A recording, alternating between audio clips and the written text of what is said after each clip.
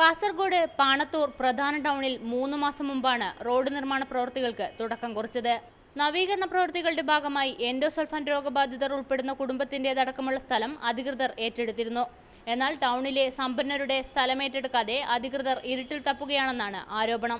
ടൗണിലെ നാട്ടുകാർ അതിശക്തമായ പ്രശ്നത്തിലേക്ക് നീങ്ങാൻ പോവുകയാണ്. അനധികൃതമായിട്ട് കൈയേറിയ 90-ന് ശേഷം കൈയേറിയ എല്ലാ പട്ടയങ്ങളും ക്യാൻസൽ ചെയ്ത് ഈ 90-ന് മുമ്പുണ്ടായിരുന്ന ഈ റവന്യൂ ഭൂമി സർക്കാരിലേക്ക് തന്നെ വിട്ടുകൊടുത്തുകൊണ്ട് ഈ റോഡിൻ്റെ നിർമ്മാണത്തിന് ആവശ്യമായ സഹായങ്ങൾ ഈ കൈയേറിയവർ ചെയ്തു തന്നില്ലെങ്കിൽ സർക്കാർ എത്രയും പെട്ടെന്ന് ഇടപെട്ട് ഈ പട്ടയം ക്യാൻസൽ ചെയ്യണമെന്നാണ് നാട്ടുകാരുടെ ആവശ്യം. പ്രഭാകരൻ കമ്മീഷന്റെ നിർദ്ദേശപ്രകാരം കഴിഞ്ഞ സർക്കാരിന്റെ കാലത്ത് അനുവദിച്ച 5 കോടി ചെലവിലാണ് റോഡ് പ്രവൃത്തികൾ നടന്നുവരുന്നത്. 4 വരിപ്പാതയിൽ ഡിവൈഡർ ഉൾപ്പെടെ 12 മീറ്റർ വീതിയിലാണ് ടാറിംഗ് നടക്കേണ്ടത്. ഇതിനു പുറമെ ഓവുചാൽ, നടപ്പാത, വാഹന പാർക്കിംഗ് എന്നിവയ്ക്കായി സ്ഥലം ആവശ്യമാണ്. 3 മാസം മുമ്പാണ് പാണത്തൂർ റോഡ് നിർമ്മാണ പ്രവൃത്തികൾ ആരംഭിച്ചത്. സ്ഥലമെടുക്കുന്നതിലെ വിവേചന നിലപാടുകൾക്കെതിരെ രാഷ്ട്രീയം മറന്ന് ഒന്നിച്ചിരിക്കുകയാണ് നാട്ടുകാർ. സുനിൽകുമാറിനോടൊപ്പം റിപ്പോർട്ടർ, കാസർഗോഡ്.